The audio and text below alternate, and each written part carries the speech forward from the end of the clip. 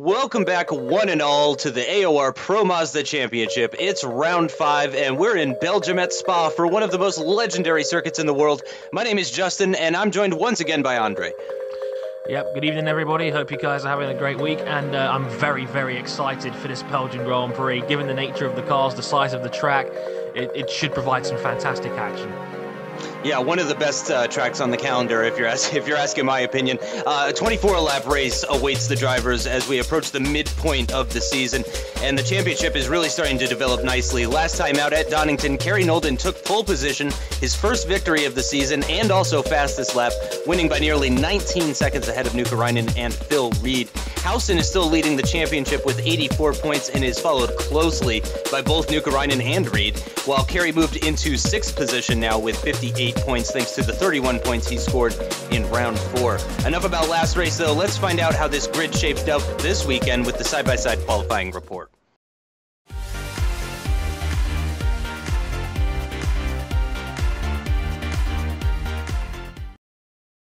Another contrasting qualifying comparison between these two drivers getting a tow from their teammate.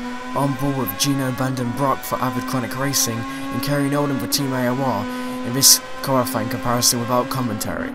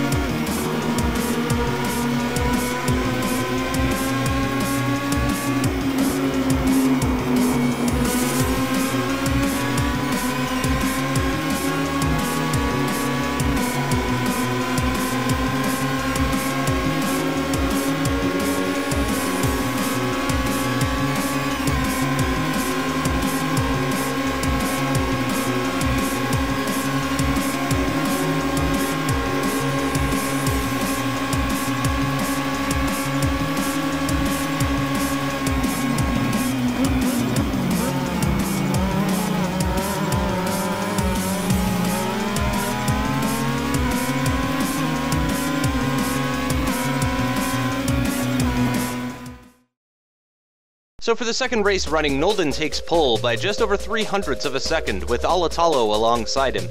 Martinson managed his best qualifying of the season so far in 3rd, but 7/10 slower than his teammate, and championship leader Jordan Housen lines up 4th. On row 3 comes Gregor Reineck Jr. and Patrick White, followed by Colin Cunniff and Gino Vandenbroek on row 4. Rounding out the top 10 is second place points holder Nukkarainen and also Phil Reed. Sat on row 6 is Michael Mittner and Harley Lewis. Teemu Valkjärvi starts in unlucky 13th, followed by Christoph Leister. Starting in P15 with a new livery is Peter Newman, with Merkulitz sharing the row with him. Cam Stark starts in 17th with a new livery as well, while Trowbridge, Plumley, and Lukens round out the top 20. Bringing up the rear of the field is Saltalamakia, Broadmeadow, Spears, Robinson, Evans, Van Rompuy, Johansson, and Kagerer. That's how the grid shapes up. Now it's time for the race.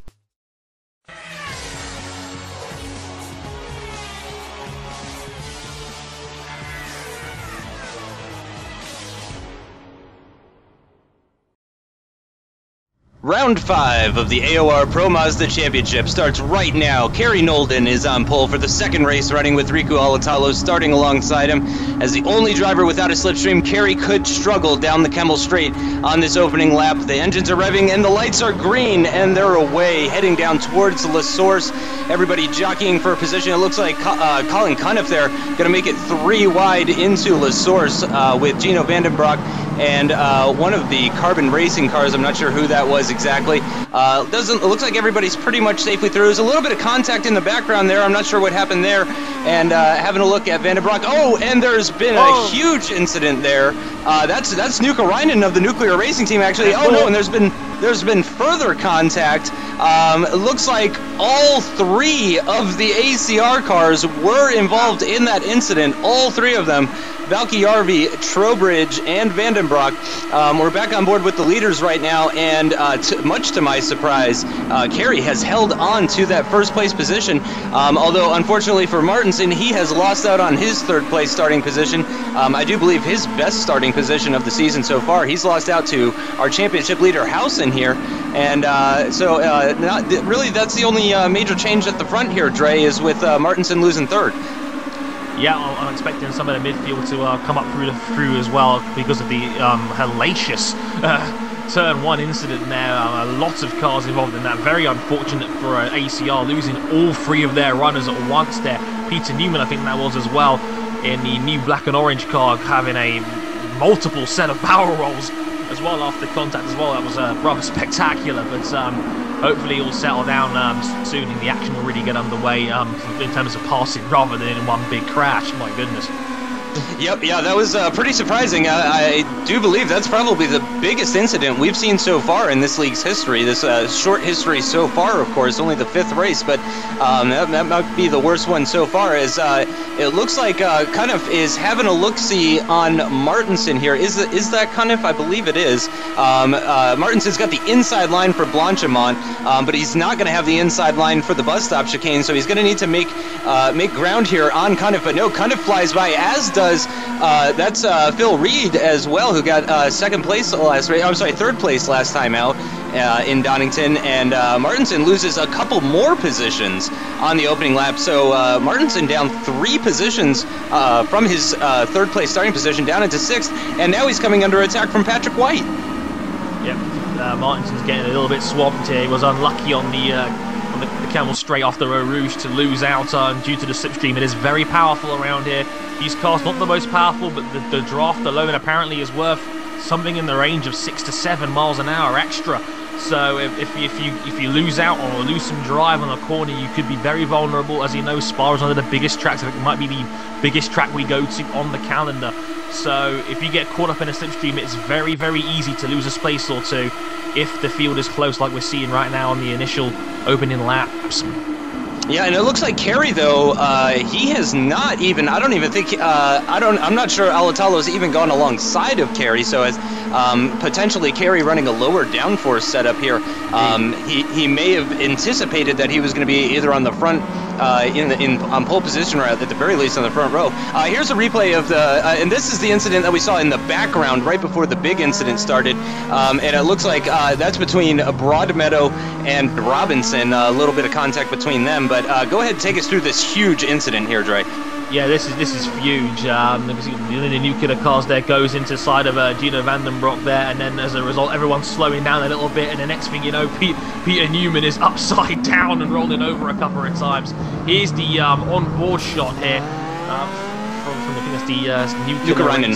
Yeah, Nuka Reinen's the Nuka Reinen car. As we come down, he's got the inside coming down towards Eau Rouge. There's nowhere to go there, no room at all. There's contact, and the next thing you know, he's lost control, and Vandenbroek's been collected as a result of that. And then next thing you know, there's a second incident further down, as I think we're going on board now with Gino Vandenbroek now on board with him.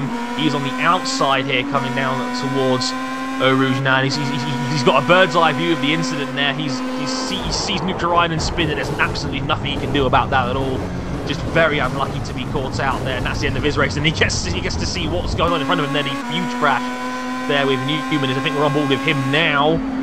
He's gone to the right here, and then he's bumped straight into the back of the Avid car, and he's been caught out by the second car coming to the left, and next thing you know, he's barrel rolling. My goodness, it's just a huge accidents here. And I think this might be, I think that's Phil Reed there in the AOR car as well. This is Lukens, Neil Lukens. There's Neil Lukens, yeah, there's Lukens there coming through, and he's the big winner, I think, from that incident. He's avoided just about everything there somehow through that incident, and just like that, he's gained, I'd say, maybe half a dozen places, maybe more.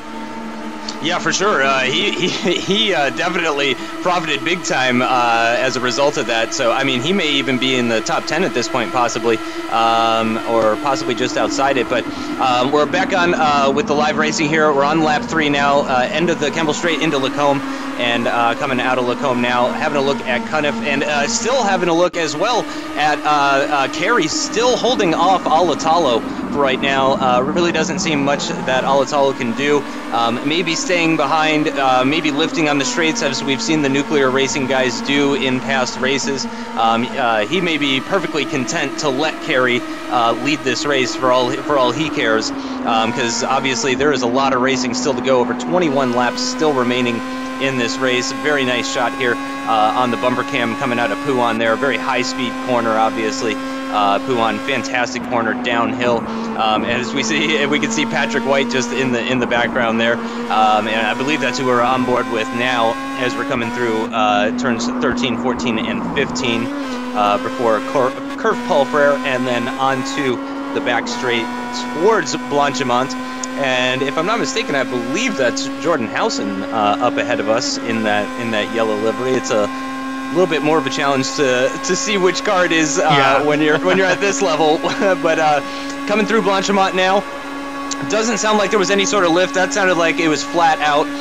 And we are on board with Phil Reed, and I can just about read what is on the rear wing there. Of course, we change over. But we are on board with third place now, and just ahead of us, still having a look at that battle between Alatalo and Nolden. Still no gains being made there, and a little bit of a gap forming here as we start lap 4. I do believe that there is still going to be a draft at that distance, but seems that they might be pulling away. Just ahead of us now, Robert Plumley of the Peter Newman team. Looks like he is defending into turn 1 into La Source, as we got Lukens just behind him, and coming out of La Source now and down towards Eau Rouge. And back on board with the top guys, there's Cunniff. Cunniff's in third right now, and that is Howson just behind him. So that's your championship leader right now. Jordan Howson in 4th place right now. Last week's winner, Kerry Nolden, leading the race at the moment. And Dre, you gotta think that once again, probably Alatalo is thinking the long-term game here. Yeah, we saw it on my last appearance here at Road Atalanta, where we saw the nuclear racing cars were lifting off under slipstream there. Not really wanting to engage Kerry in a passing attempt, even though I'm sure if the possibility came up, they probably could. But it could be tactical to save fuel. I mean, there's a big pit window on this track. I mean, it could be anywhere from, I'd say, maybe laps 10 through to maybe 16, 17, 18 because of the size of the fuel tank. So maybe to save fuel, maybe to try a later pit strategy. They'll save a little bit of fuel by holding the urge to overtake and lifting towards the Camel Straight there and towards the second sector of the track to save fuel and maybe pit on a later date. Yep. I think we're going to see a nice mixture here at Spa. Of course, this is one of those tracks that everybody knows very well. Everybody's very intimately familiar with all the corners of Spa. It's certainly a driver favorite. Really suits this car very well. As you mentioned, the slipstream here at Spa worth as much as 7 miles per hour, which is a difference of about 5%. Which, when you're talking racing that's this close, 5% is enormous. That is absolutely huge. And we can see actually that gap that I was speaking about between 3rd place Cunniff and 2nd place Alatalo has really come down there. I'm not sure if that's because Cunniff has picked up the pace. There does seem to be a bit of a gap forming between himself and Howson in 4th. But it could be possibly that Kerry is having some issues, as it looks like there's somebody coming out of the pits there. I couldn't get a good...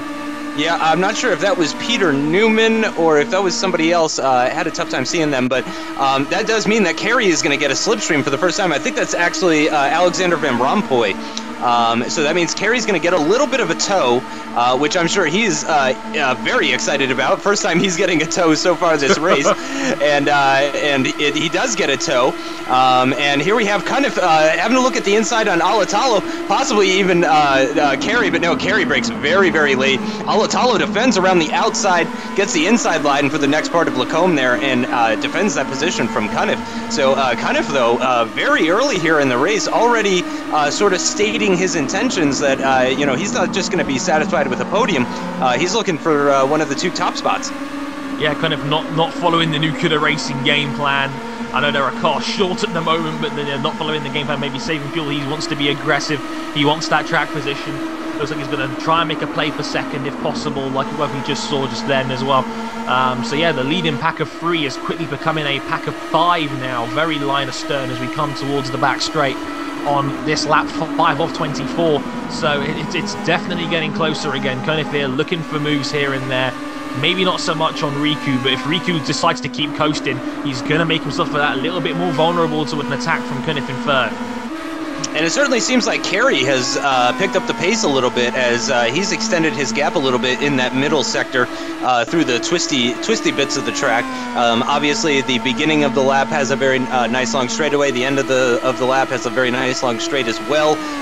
Well, even it's got this corner right here, the flat-out Blanchimont, but it's hardly a corner or barely a corner, depending on how you want to look at it.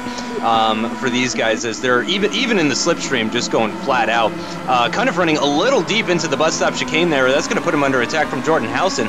Phil Reed still hanging back there in 5th position, very much just content with his position as it seems right now. Phil Reed really does not seem to be on the attack as it stands right now. Having a look at the other AOR car there quickly of Neil Lukens, it looks like he's on the attack. Is that Vandenbroek? And it's Plumley for sure. No, that's not Gino. I think that might be. Oh, that's Saltalamacchia. Thank you. Going up the inside line there with Plumley trying around the outside there. Yeah, Lukens, though, looking to gain a couple of places and maybe hoping to see if he can break away from those guys. Up at the front, though, top 5 still unchanged. Nolden leads from Alatalo, who leads from Cunniff, and then Howson, and then Reed. And then actually, I believe that was White in 6th place, as we'll actually get confirmation of that in just a moment here from the ticker. But it really seems that he's starting to drop off. I think he might be, yeah, White's in 6th. I think he might actually be dropping off of this pack. And I think we might have kind of our group of 5 race-winning contenders here. Yeah, maybe, but you got to remember as well, if these 5 keep scrapping, that will surely bring White into play as well, because we've already seen from Cunniff that he wants the track position, he's willing to attack a little bit more. I think the front 2 on pure pace have a little bit more than Cunniff do at the moment. But if they keep scrapping, like we saw with the back marker getting involved on the Kemmel straight last time round, that it could bring other cars into contention as well. And I mean, I hate to be that guy that points out the elephant in the room, but Kerry Nolden has not had the best of luck this season. So far, Donington has been a one-off for him. He's had terrible luck this season. I'm not trying to commentators curse him, but I feel like it's worth mentioning because certainly Kerry has struggled, or did struggle, in the opening races of this season. Hopefully his performance at Donington is a taste of things to come. Hopefully we'll be seeing a lot more consistency from Kerry, but certainly he has struggled in the past to finish races. Hopefully that's not what it comes down to, as Reed runs very wide, and I believe that's not the first time we've seen Reed running very wide at the exit of the bus stop there. I don't think he's gaining an advantage per se. He is running over the AstroTurf, and it's difficult to put the power down when you're going over that green stuff, but he is running a little bit wide, and there is an incident limit.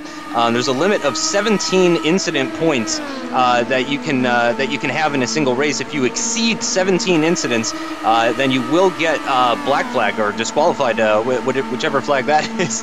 And there is also a drop week, of course, as well in the championship. So just because you win a few races here and there, and just because you're consistent, as Cunniff just flies by into the lead of the race down the Kemmel Straight. What an impressive move from Colin Cuniff as he takes the lead from Kerry. Alatalo still sitting back behind Kerry. And Kerry looks very, very eager to regain the lead from Cuniff there as he was having a look at the inside of turn 10 just before the turn with no name here now, before they make the run down to Puan. But Cuniff with a surprise move. I really wasn't expecting that from him coming down the Kemmel Straight there. Yeah, what was more surprising to me was that he had enough as a toe, and maybe the wing set something to do. Just kind of runs wide through Puhan here, and Kerry takes the lead, and he might be under attack here from Alatalo again around the outside. And yes, I think Alatalo's gotten the move done here. He'll get the inside line on the second half of the left-right combination there, and yes, he's made the move back again. So kind of from third to first, and then first to third in the space of half a lap. But yeah, very surprising. He had enough toe, and maybe again the rear wing settings may have something to do with this as well, and the downforce involved, to have the speed to be able to pass two cars at once, maybe from 3 or 4 car lengths back overall. So it may be that he's got a more aggressive, pass-happy style of downforce to be able to make these kind of moves stick, and that may come into play later on. Yeah, as we see him closing up on Alatalo heavily there. That was an onboard with Cuniff. So you may be exactly right about that, Dre, as they're coming to the end of lap 7 now. Kerry is once again in the lead. As far as the sim knows, he never lost the lead since he was he was leading at the beginning of lap 7 as well, and kind of back into that third place position. But good on him. You know, he got into the lead. He made a little mistake through Puan. He lost both the positions that he took, but clearly he's showing that he's a fighter, and it does look like that battling actually has brought Patrick White back into this battle. So once again, it is a 6-way battle for the lead. Although again, Howson and Reed, and indeed White so far, all really just holding station in 4th, 5th, and 6th as it stands right now. As we come down the Kemmel Straight once again, Howson having a little look at the inside of Cuniff, decides to slot back in, under braking now for Lacombe, and it's everybody as you were.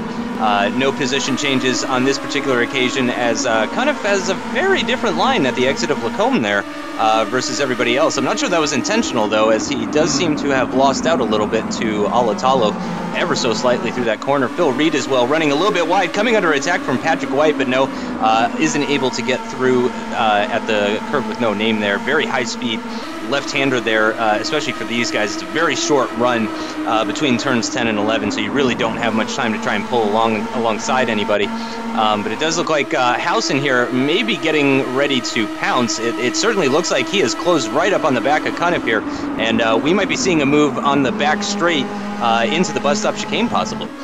Yeah, but it looks like we've bunched up a little bit. It looks like the front two have broken off a few extra car lengths in hand at this point in time. It looks like 3, 4, 5, and 6 are a fair bit closer now than 1 and 2. And, you know, Howson, I'm not sure he's going to be that eager to attack, because we all know Howson is the championship leader. He's been ultra consistent, has barely put a foot wrong all season long. I don't think 4th would be too bad.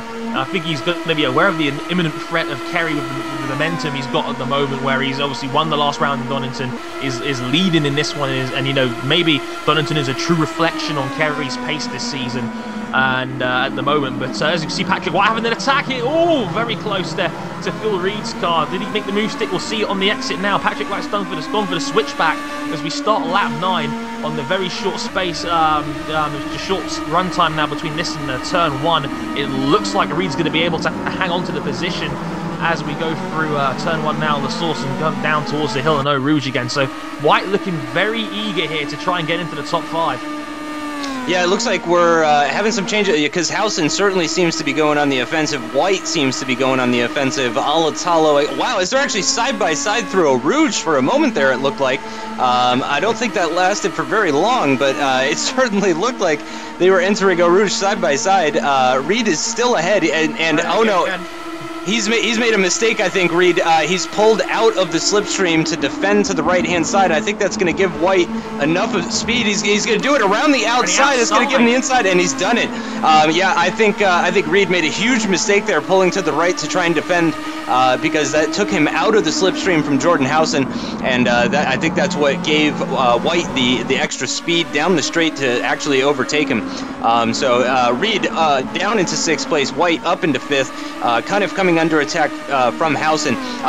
Good point mentioning about Housen being the championship leader as well. As we know, his main rival in the championship right now is Nukkarainen, or was Nukkarainen up until lap 1 at Spa here. No longer is Nukkarainen that much of a threat to him, obviously, as he's out of the race. In fact, you could see a lot of the cars that are out of the race when the cars are going by the start-finish straight. If you guys watching look into the pit lane, you can see just how many cars were affected by that incident. So right now, all Housen needs to do is stay ahead of Phil Reed. That is his main competition right now. Phil Reed is 3rd in the championship. Nukkarainen, who's 2nd, is out of it. So Jordan Housen really just needs to stay ahead of Phil Reed if he's going to extend his lead at the top. Again, there are drop weeks, so if Kerry picks up another win here, then Housen certainly could be in trouble down the road in the future. But as it stands right now, for the short-term future, really Housen just needs to stay ahead of Reed. Yeah, exactly. All he's got to do is play the percentages on this one, really. He doesn't really have to go after these two. He's already going to benefit hugely from Nukkarainen not finishing this race and having a donut next to his name. For the standings this round, at least, he may be able to drop it down the road. But for now, at least, it's certainly a plus for Housen. You know, he'll be very happy with that, despite the fact he's in 4th place. In the grand scheme of things, it's going to work out quite nicely for him. It seems as well that Reed and White has dropped off a little bit from this leading pack of 3, while Housen is still just about hanging on to the lead and 3, jostling for position here as we come down the Kemmel Straight for the 10th time. So as it stands at the moment, it's all coming up roses for Housen at the moment. Yep, yeah, it's looking good for him. He is kind of that gap now, obviously, between the top 3 and 5th and 6th. And it did look like that. Yeah, I think White actually just about managed the slipstream down the straight, because he does seem to be clawing that time back. I think both Reed and White at this point are probably thinking to themselves, right, if we start battling each other, the two of us, we're going to drop off the back of these 4, and then, you know, 5th place is going to be the best that either of us can do, assuming that there are no incidents up ahead. So I think Reed is just going to maybe sit behind White, get that slipstream, save some fuel, save some tires for later in the race, try and catch back up to this group of the top 4, and really thinking about the long term here. Because again, it really does seem White is coming back into this group. Oh yeah, he's definitely going to be getting a tow down this back straight now. So they're really bringing themselves back into it. Reed as well, not that far off of White. So this is still a 6-way battle. It's just a little bit more spread out than it has been previously. But I don't think anybody's broken anybody's toe just yet. Not quite yet. Like I said, the toe is huge around here. The toe is worth half a second a lap, I'd say, at least around here. So, you know, you've really got to get maybe 8 or 9 car lengths on a car before you can really have them not benefit off your slipstream at all. And you can see that the back is definitely punching up again as Kerry nearly spins it, and now he's going into the pits. Wow, so end of lap 10, that's a very quick pit stop, very early pit stop. We're only about 40% into this race, a little more than 40% into this race, not by much though, so that is a very early pit stop. Again, usually these cars can do about a 70% race distance on a full tank of fuel. I'm not sure if that stop was planned for Kerry or not, because he's going to have a long pit stop, because he's going to have to fill his tank. So that's going to be a long time that they're putting the fuel in his car. And I'm not sure if that was intentional or if the oversteer at the bus stop chicane forced his hand there. But Housen is taking this opportunity. He's got the inside line on Cunniff. He might even have the inside line on Alatalo. Here comes White out of the slipstream. He's in Housen's slipstream. He's going to move ahead of Cunniff as well. Cunniff loses a couple positions, and he's got White just behind him as well. So Alatalo loses the lead of the race just a couple of corners after he took it, thanks to Kerry diving into the pits. And wow, and just like you said before, it's coming up roses for Housen here as he takes the lead of the race thanks to Kerry pitting with that slipstream. Very impressive move down the Kemmel Straight there, and ditto for Patrick White as well, who moves himself up into 3rd as it stands right now. It's going to be interesting to see what sort of traffic, if any, Kerry gets into. If he gets into any traffic, obviously that's going to be a big issue. If he gets some nice slipstream, though, that could be helpful for him. So it's going to be very interesting to see how this shapes up. Yeah, excellent move from Howson there. I think that may have answered that question as to whether you want to make a move or not, whether these cars are lifting or coasting. It looked like Howson just pulled the trigger on that one. Wanted to be the leader in the pack here by the looks of it. Alatalo sticking around in second place, but Patrick White there as well just followed him through and got his own draft by following on the back of Howson's car as well. So it, again, just followed him through, followed the line that has benefited here hugely, because now he's in third and looking very gamey here around the outside of Longchamp, looking for a move into the lead, Justin. Yep, and it looks like Alatalo is going to have a look at the inside into the bus stop chicane, and it looks like he's gonna pull that off. Oh yeah, easy peasy. As there's a little moment there. Oh, as Alatalo peels into the pits, so does Cunniff as well.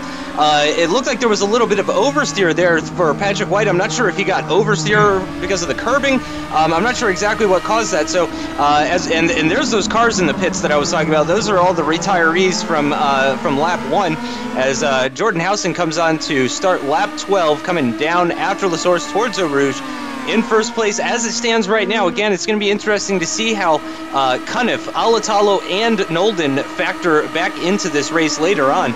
But I'm wondering if this group of 3 here. Oh no! Was that contact? I'm not sure if that was contact or evasive action, but I believe we're 3 wide now. Coming down the Kemmel Straight, we got Patrick in the middle, Reed on the inside, and Patrick has taken them both. He's in the lead of this race now, coming into Lacombe. Very impressive stuff here. Now that it seems like now that it's a battle with just 3 people involved, they're a lot scrappier here. These guys really jostling for position. We got a new leader each lap. Yeah, maybe by the looks of it, maybe it's their own confidence in their own pace. It's going to be, I suspect Alatalo coming into the pits on lap 11 was a direct response to Nolden's pit stop, and whether they want to lose any time or not. And I think here they are right now as we cut to them. We cut to Cunniff here on camera, and I think, is that Kerry's That's car? Lukens, actually. That's Neil Lukens. Okay, that's Neil Lukens' AOR car, but yeah, that's Cunniff coming out of the pits now. Obviously he's on his out lap right now. But yeah, obviously that must have been a direct response to that pit stop from Nolan on lap 10, the first of the leaders to blink, so to speak. But Patrick White again must have some very aggressive downforce there to be able to straight up out drag him down the Kemmel Straight. Yeah, for sure. We're having a look now. I do believe this is the battle for 6th place. If I'm not mistaken, that is Mittner in 6th at the moment, followed by Harley Lewis in 7th.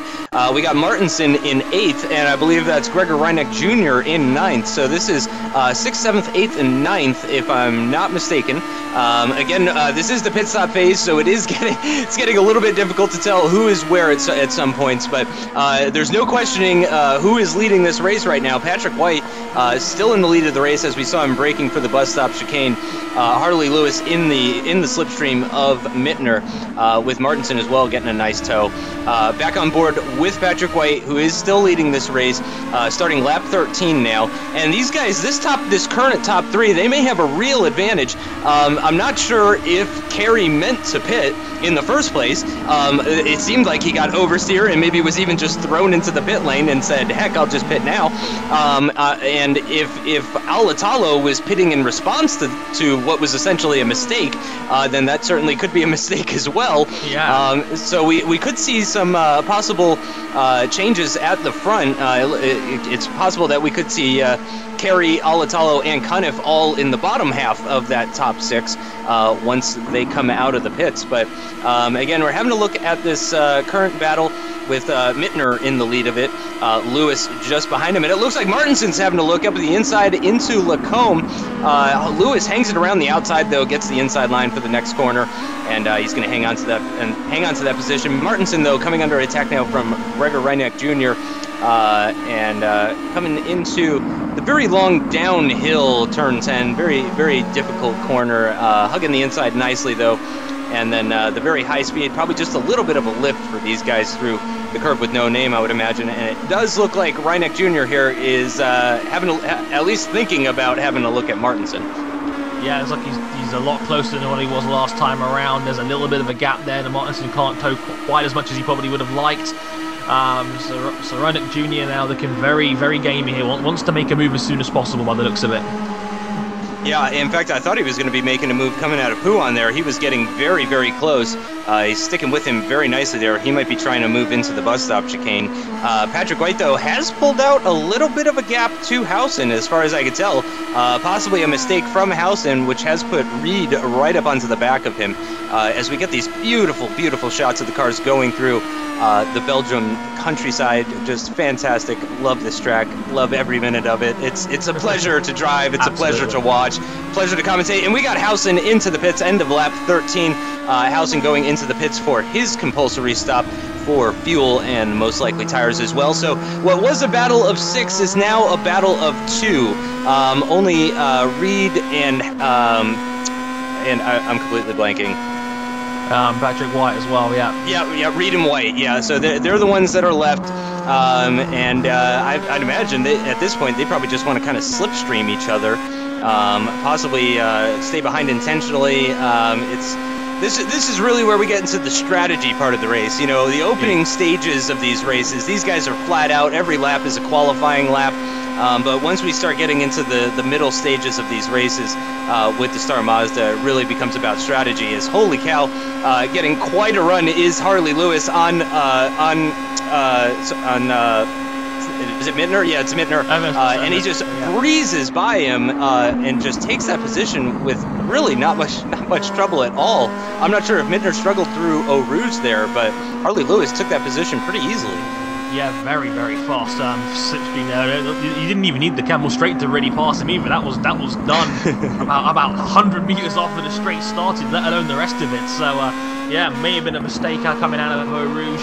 So yeah, as we come towards Pujon now on lap 14. But you followed on for what you were saying, Justin. It's definitely in that little strategy portion of the race. Like I said, the pit window has maybe unintentionally, due to Nolden's early stop, been opened up a little bit here. So maybe instead of a late stop, maybe around 16, 17, 18 kind of time, we're seeing pit stops, you know, laps 10, 11, 12. So it'll filter itself out in the next 4 or 5 laps, I reckon.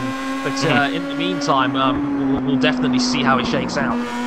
Yep, and this is currently the battle for third. This is for a net 7th position again. This is the battle for 7th between Lewis, Mittner, Reineck Jr., and I've forgotten the 4th one, but yeah, and Martinson. Again, this is for a net 7th. Right now, it's for third. And Mittner with the inside line at Blanchimont just cruises back into that 3rd place position pretty easily here as we're back on board with Lewis. And it seems like Mittner passed Lewis just as easily as Lewis passed Mittner.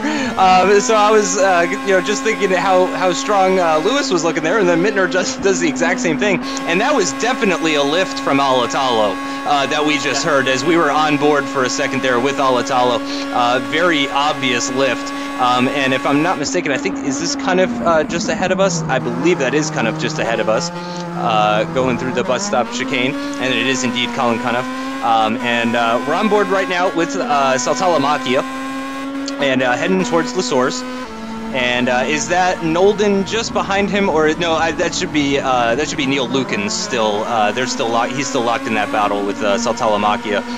Interestingly enough, though, I think Cuniff came out of the pits just ahead of these guys. He's not been able to shake them, and I'm wondering if that's been having any sort of effect on his lap times. We haven't really been watching this, of course, because this isn't really a battle for position, since Cuniff is a pit stop ahead of these guys. So it's not really a battle for position, but certainly if these guys are putting Cuniff under pressure, if they're making him go defensive, as we see Saltalamacchia taking the inside line on Cuniff into Lacombe, and it looks like he's going to take that position. So this is exactly what we were talking about before with traffic playing a heavy hand on these front runners who pit early. And Cuniff clearly, as he really needs to get by Saltalamacchia here, but inside. Yep, I think he's going to get him, but again, he's just losing more and more time to the cars ahead. And he'd already lost time in the pits by the looks of it, given the gap between him and the leading bunch, as we see a car run off wide in the background there. But he'd already lost time in the pits by the looks of it, and now he's getting caught up in a battle with Saltalamacchia. This is Colin Cuniff's worst nightmare taking place on the track right now. Yeah, as Reed and Housen are the next cars up the road from Cunniff, and they are pretty far ahead. I would say Cunniff is, yeah, he is definitely out of their slipstream. He wasn't even through turn 14 yet, as the other guys were halfway down towards turn 15. We can see them coming out of Kirk Paul Frere now, and you can see Cunniff is not even within distance. Let's see, there he is just coming out of the corner now. So he has lost out heavily in the pit stop phase to both Reed and Housen, who are running in very close proximity, but I'm not sure they're looking to make the same mistake as Cunniff. They may be interested in just running nice, clean laps to try and ensure that they're ahead of the rest of these guys that are in the battle for the lead. Alatalo and also Nolden and the rest of these guys, White. You know, they're going to be looking for nice, clean, consistent, quick laps, which is certainly going to help them, and certainly that's affected Cunniff, as he has not had that advantage. Mittner here defending very aggressively from Lewis. He's going to go ahead and... Yeah, that was quite a bit of movement down the straight. I'm pretty sure Lewis had to lift, as he was probably a little bit concerned about the amount of movement from the car ahead of him there. So it's as you were once again for these two guys, as Martinson and Reineck Jr. both dropped off. I assume they both went into the pits for their stop. And again, I think the guys that we're seeing stay out, I think these are the guys that we're going to see really gaining in the end. As once again, Cunniff is forced into battle with Saltalamacchia and really just not helping his cause at this point. Yeah, exactly. This is the last thing you want to do. You do not want to be getting involved in scraps, taking unoptimal lines going through corners, and exchange, you know, having to get into fights you don't really need to get into, really. I mean, it doesn't really bother Saltalamacchia. He's kind of in his own race here compared to Cunniff, who, oh, there's a spin there. I mean, that's Saltalamacchia that spun it and almost hits the wall there on the run down towards Pujon there. So as I say that, maybe even a little bit of a commentator's curse on my part there, as Salty almost ends up in the wall there. Yeah, I'm not sure if he suffered any damage as a result of that. I don't think he did.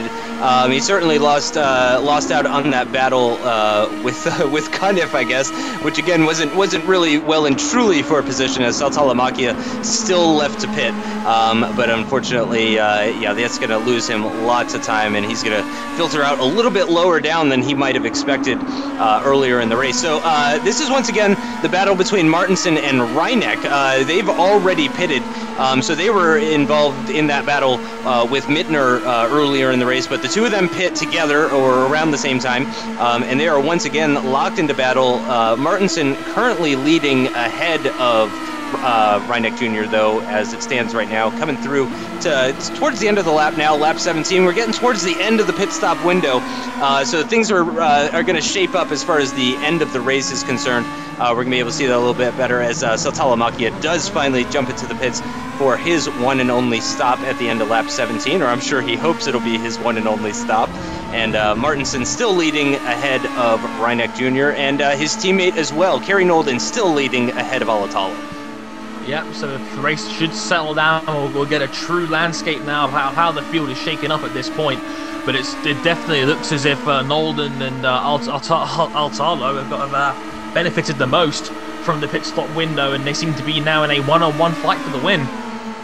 Yep, and Martinson, it looks like, having a look, was that Lewis? I think that might have been Harley Lewis, as it is Harley Lewis, and once again, we're getting another three-wide moment.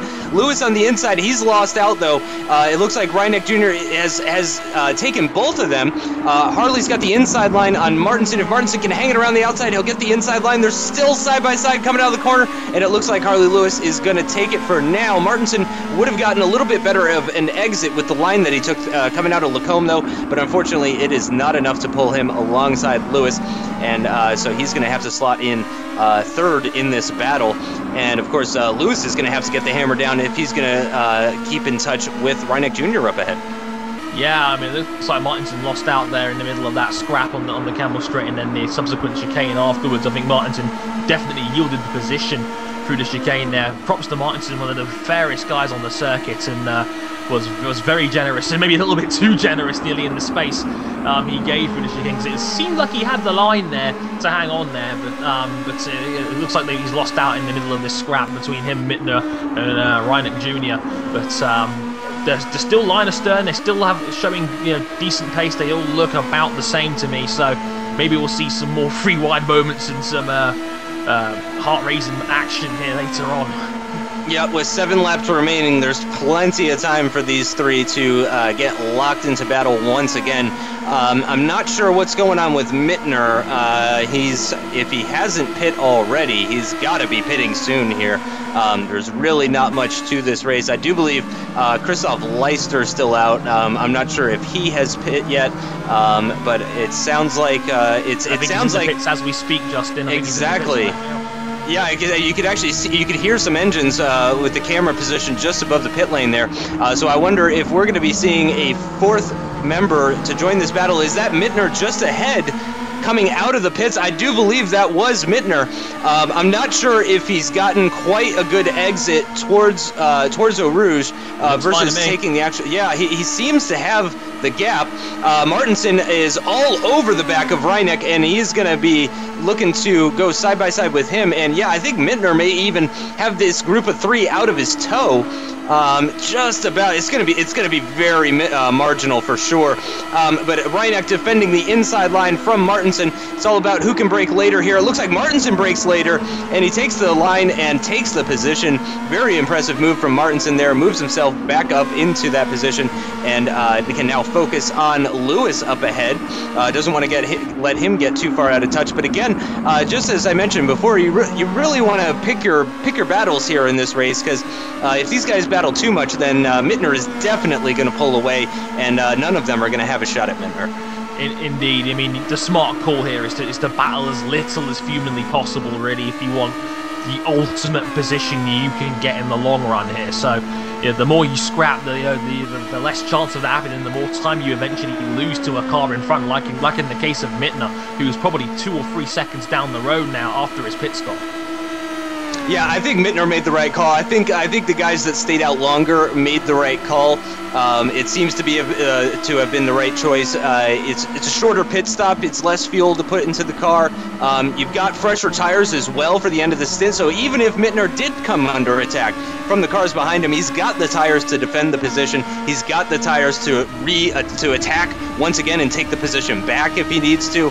He really just seems to have made the right call strategy-wise here, which is a little bit unfortunate, actually. I was hoping that the early pit stop would pay dividends for some people, but as far as I can tell so far, it really seems like the later pit stop has been the way to go. At the front, though, it is once again Alatalo and Nolden. I think everybody has pit now, so I do believe that these guys are 1 and 2 again, if I'm not mistaken. Yeah, this is the net and the real race lead at the moment now between these two. It's funny you mentioned about how the latest stop was the way to go, but the guys leading the race pitted on laps 10 and 11 respectively, which is kind of crazy when you think about it. And great point. Yeah, I was surprised to see that these two ended up being the big winners of the opening fight, because as you can see, what was originally a big pack of 5, it's now these two, and Patrick White is now quite a long way back, and then you've got obviously House and Cunniff and Neil as well, further back down as well. Yep, and also part of it could be, these two guys were so much faster in qualifying than the rest of the grid that it might be beneficial for these types of drivers, for the guys that can do a 2:14 pretty easily. These guys, again, more than half a second faster than everybody else in qualifying. So for them to pit into clear air may have much more of a beneficial effect on them versus some of the other people. So, and I think Alatalo must have realized that. Obviously, I'm just figuring this out with only 5 laps remaining in the race. Yeah. But Alatalo, because obviously he's a better racer than I am, he must have put this together pretty quickly, and that's why we saw him defending. It took him all but 2 minutes to decide that he was going to need to defend from Kerry by pitting the very next lap. He did exactly that. He probably made an adjustment to his existing strategy, and it's worked out. And once again, Alatalo really seeming like the strategic driver here. He really seems to have it all thought out, and it really seems to be helping him in the race. Yep, exactly. Let Kerry do all the hard work. Kerry's the one in the lead. His pace might be good, but the pressure is on him to not make a mistake. Otherwise, Alatalo's right there. I mean, there's no need for him to push hard. and get into a long, drawn-out 5-lap 100% shootout. There isn't really a need for that at the moment. Let Kerry do the work. All he's got to do is keep the pace, which we know he can do. We've seen the qualifying. The difference in pace is astonishing between that and the rest of the field. We saw it was 7/10 of a second between the front row and everyone else in qualifying. So if he knows he's got the pace to keep up with Kerry, so let Kerry do the work, you know? Yep, and that's exactly what is happening. And I did notice as they were coming down the start-finish straight that you could see Patrick White there in the background, still just waiting in the wings. White has really come out ahead. I believe he was 5th for a large portion of that six-way battle that was going on. Yeah, he was in the tail end of that group, so he's been a big winner in all of this in a very comfortable 3rd. There is a little bit of a gap between White and Housen, the battle for 4th between Housen and Reed. And then obviously Cunniff is the one that lost out big time as he's currently down in 6th with a gap, and that is Robert Plumley getting lapped and with some pretty significant rear wing damage on his car there. That's got to be playing hell with his aerodynamics. It certainly can't be helping anyway, but he gets nicely out of the way on the run down towards Puan and lets these guys battle it out. So coming towards the final sector of lap 20, just under 4.5 laps still remaining in this race, about 10 minutes or so still remaining, and Kerry is still doing all of that hard work that you were talking about, still leading the race, still, I mean, if anybody's driving every lap like it's a qualifying lap, it is definitely Kerry, because he really doesn't have the luxury to drive any other way. Yeah, that's exactly what he's got to do. He's just got to keep doing what he's doing here. He's not put a foot wrong, Kerry, and that's all he can do at the moment. Alatalo is not actively trying to attack, but yes, you know, obviously you don't want to make a mistake and give him track position and whatnot. I mean, I was gonna say as well, it looks like he's got just a couple of extra car lengths there compared to the previous lap, and that might be all it takes for him to hang on to that first place, because as you can see, he's not lost out in terms of the slipstream battles we've seen more often than not earlier in the race. So every little helps in a situation like this, and we don't know when Alatalo is going to strike here as we cut to the battle for 4th place on the looks of it between Housen and I believe that's Phil Reed as well. So yeah, and Cunniff's got them. And Cunniff's got them. He's on the back of them now. Yes, there was a pretty big gap between them, but yeah, now Cunniff's right up on the back of them, and we have another 3-way battle here. Excellent, yeah. It looks like Cunniff has recovered the damage he lost out on in that middle portion of the race where he was caught in a pretty nasty fight in the second group there with Saltea Makia as well, even passing him in the middle of that stint as well. So nice to see Cunniff has got the pace to catch up and make it a 3-way scrap again for the final podium visit, or not the final podium, but the battle for 4th, I should say. Pardon. But yeah, great to see. And I think Lewis may have just taken 7th place there coming out of La Source. It looks like Martinson may be doing a double overtake here, though. He's got the outside line coming into Lacombe. He's got track position over Lewis. Runs a little deep, though, through the corner. Lewis comes back at him on the outside of the next corner and retakes that position. But Martinson moves ahead of Mittner. And if I'm not mistaken, I believe Lewis moved ahead of Mittner at turn 1. Martinson now having a look at the inside of this downhill right-hander. But he just didn't have enough alongside him there. Lewis holds on to the position. So Mittner here on lap 21, I do believe, has lost out on a couple of positions. There's a 3rd position as well that he could lose out to with Reineck just behind him as they're coming through Puan now. This is really the part of the track where you're really not going to see much passing, is the curve with no name, Puan, this little section, this sort of S section. This is really where everybody's just got to kind of follow each other. Coming into Stavolato as well, really not an overtaking location unless someone makes a pretty serious mistake. But this is when we get back into overtaking country as we come through Curveball Frere and onto the back straight. And Martinson in the slipstream of Lewis. Lewis, of course, no slipstream. He's the only one in this group that's not getting a slipstream. He does seem to have gotten a nice exit, though, coming onto the straight, and he's definitely got the distance on Martinson, I think. We're getting very close to the curve now. He's going to have to defend to the inside. Yep, Martinson moves to the outside, but really that's just so he doesn't have to lift, I think, more than anything else.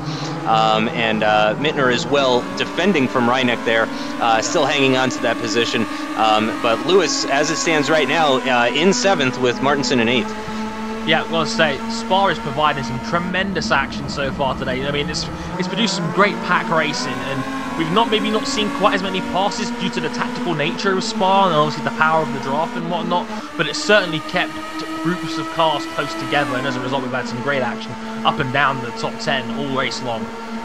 Yeah, and it's just, it's so beautiful, too. I mean, that's part of the appeal of Spa, if you ask me. It's not just seeing the overtakes, but just, you know, the location of the overtakes. It's just such a fantastic flowing circuit, very natural feeling, just going through the forest. It's truly wonderful. As Lewis is defending the inside line from Martinson. Is Martinson going to be able to do it this time? It's a carbon copy move of last lap, and Lewis defends the exact same way. So Martinson, he's got the right idea. But he's going to have to try something else. He's going to try it right now. He's got a fantastic run. He's got the inside line for this very long corner. There's no way Lewis can hang in around the outside, and he can't. And Martinson moves up into 7th place. Lewis drops to 8th.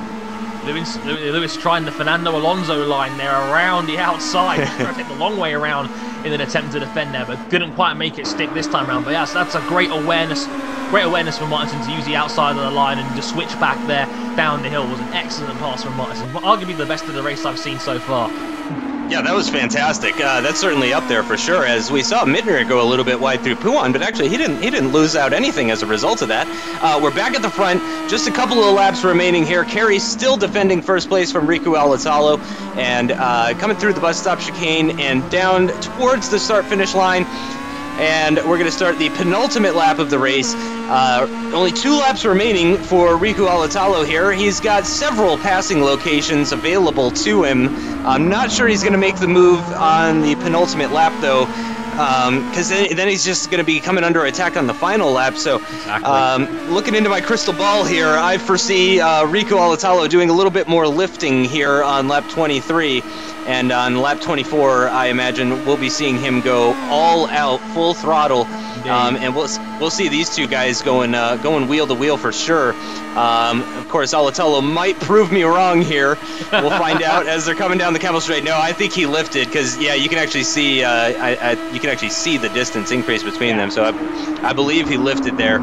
Visually, a little bit of a difference between them, but really not much left here. So I think sparks are about to fly any minute here. Yeah, absolutely. I mean, if you're Alatalo, you've got to be thinking, if you have the confidence, you've got to be trying to think about as late as possible to make the move, to give your opponent, Nolan in this case, as little time as possible to formulate a response or have the track time to be able to find a way around again. You want to leave it as late as possible, but also be confident enough to know when the right time is to make a move here. The problem is that Nolan's managed to carve out an extra couple of car lengths in this middle sector. That might help him out a little bit, but I think Alatalo will come back at him now through the back straight and towards Blanchimont to start the final lap in about a minute or so's time. But yeah, if I'm Alatalo, I want to leave this as late as humanly possible. Yeah, and if I'm Nolden, I am pushing more than I've ever pushed, because really there's not much to lose. He's gonna have to defend for sure. There's no way that Alatalo won't get enough of a slipstream to at least pull alongside him at the end of the Kemmel Straight. And there's such a gap between himself and third at this point. Even if he did spin, I'm fairly certain that he would come out ahead of White and still be in second place. Obviously that's different if he hits the wall, but Kerry's really going to be pushing his limits, I gotta imagine, and I think that might be why we saw him pull out a little bit in the middle sector there. He just got a little bit of extra time. You can see he's got a little bit more of a gap, I feel, versus last lap. White still is there in the distance. You can see him way back there on the start-finish straight. He is still lurking, very much lurking. Alatalo with a bad exit coming out of La Source. Kerry, though, with a fantastic exit. This is one of the bigger gaps that we've seen between these guys as we're coming into Eau Rouge now. At least 3 car lengths between the two of them, flat out through Eau Rouge, over the curb, onto the Kemmel Straight, and Alatalo in that slipstream. I think we're going to see Kerry defend the inside line. He goes to the middle of the track. Alatalo's going to have to pick a direction. He's going to have to pick a side. Kerry drifting very closely. Alatalo moves to the inside line. He's not alongside. Very few passing locations still remaining here. He might have a shot here coming into that downhill right-hander, just coming out of Lacombe, but I'm not so sure. Cunniff now having a look at Howson. Howson trying to defend that fourth place position, but Cunniff is already through. Reed's going to follow him through as well on that slipstream if he's not careful. Howson's got to be very careful here. He's going to be in the middle of a sandwich coming through Sector 2. I can also exclusively reveal that Rennick Jr. has been disqualified, I believe, for breaching the incident point limit we mentioned as well. And I believe Mittner as well has been DQ'd as well for breaching, I think, the 18-point incident point limit that we had earlier in the Grand Prix as we focused on the leading pack. Once again, as we come towards the S-Bends and now coming towards the final sector of the race now. Yep, really not much left in this race. In fact, I dare say there is only one passing location still remaining in this race. That is going to be at the bus stop chicane. They're coming out of Curve Paul Frere. Alatalo very close in the slipstream of Kerry Nolden. I'm not sure if he's going to make it side by side. He is going to make it side by side into Blanchimont. He's got the inside line. Kerry is going to have to try and hang it around the outside, and I'm not sure. He just a little bit into the grass there, and Riku is through. Kerry, though, in the slipstream, pulls to the outside. Riku's going to defend the inside line. Kerry's gonna have to brake very late. He does brake very, very late. He runs a little bit deep, all into the curve though, and that's it for Kerry, and Alatalo takes the win on the final lap of the race.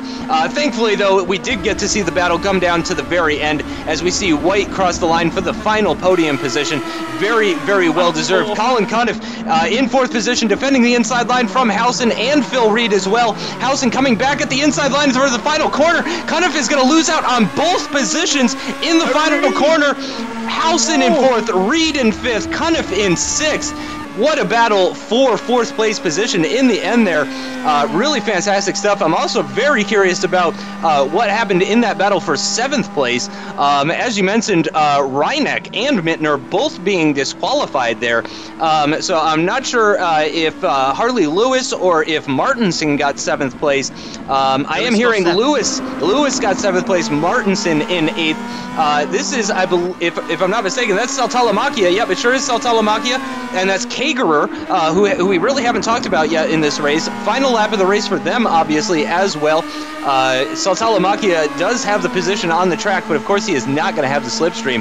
And Kagerer, just like Alatalo did, he's going to have one more shot to try and get a position at the very tail end of this race.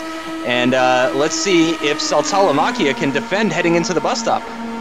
Yeah, I would love to have seen that. Apparently Martinson had a spin, or a minor spin on the final lap, which caused him to finish in 8th place there behind Lewis.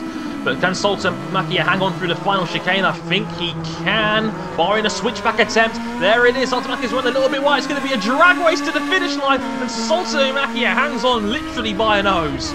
Holy cow, that was incredibly close. Very fair racing. Very nice switchback from Kagerer there. I really like that move. If the finish line was a little bit further down, then things may have turned out very differently there.